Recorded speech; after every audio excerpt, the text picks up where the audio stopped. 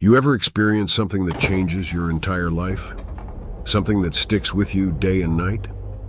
I've kept this story to myself for years, but it's time I finally let it out.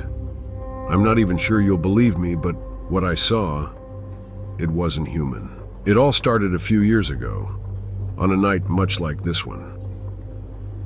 I was staying at a friend's cabin out in the woods, real secluded, real quiet. We'd been planning a getaway just to escape the city noise, you know.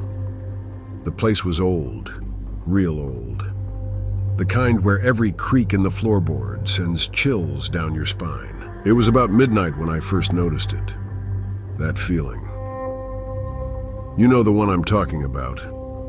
Like you're being watched, but no one's there. At first I brushed it off thinking I was just being paranoid.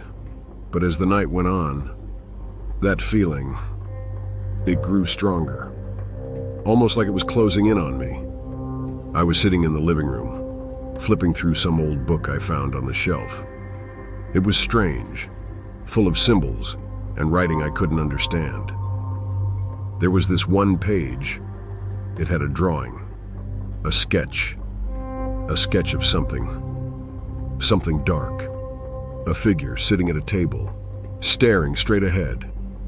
Its eyes, lifeless. As I stared at the drawing, I swear, for a split second, its eyes moved.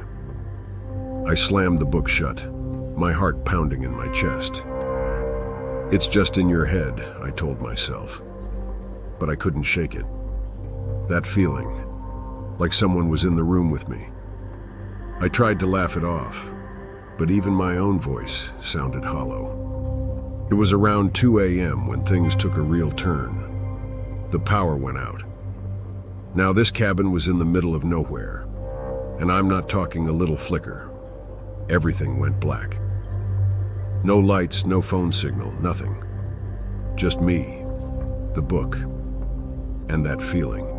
I grabbed a flashlight and made my way toward the fuse box. As I walked through the hallway, I felt it. A cold breeze. But the windows were shut, and there was no wind outside. Then, I heard it. A soft, whispering sound. Faint, like it was coming from the walls. I stopped in my tracks trying to listen. And then, I heard it again. Louder this time, like a low growl, coming from the living room. My flashlight flickered, and for a second, just a second, I saw it. A shadow, sitting at the table, just like in the drawing. I froze. My heart was pounding so hard I thought it would burst out of my chest. I wanted to run, but my legs wouldn't move. Slowly, I turned the flashlight toward the table, and there it was, a figure sitting at the table. Its skin was dark, cracked, and smoking. Its eyes, glowing red, locked on me. The air around it felt heavy, like I could barely breathe. It didn't move, didn't say a word. It just sat there, staring. My mouth went dry. Every instinct screamed at me to run, but something about it held me there.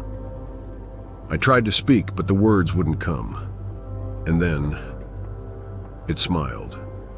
A slow, twisted smile that sent a chill down my spine. "You've been looking for me," it whispered. But the voice, it wasn't coming from its mouth. It was inside my head. I don't know how long I stood there, frozen in place. Time didn't feel real anymore. The demon stood up from the table, towering over me.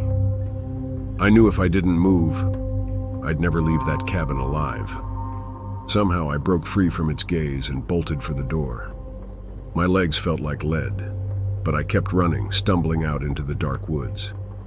The whispering followed me.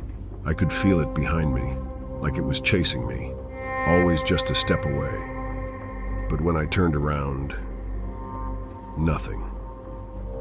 The forest was empty, silent. I don't know how long I ran, but eventually, I made it to the car and sped away from that place. I never looked back. People always ask me if I believe in ghosts, demons, whatever. But after that night, I don't just believe. I know. That thing, it's still out there.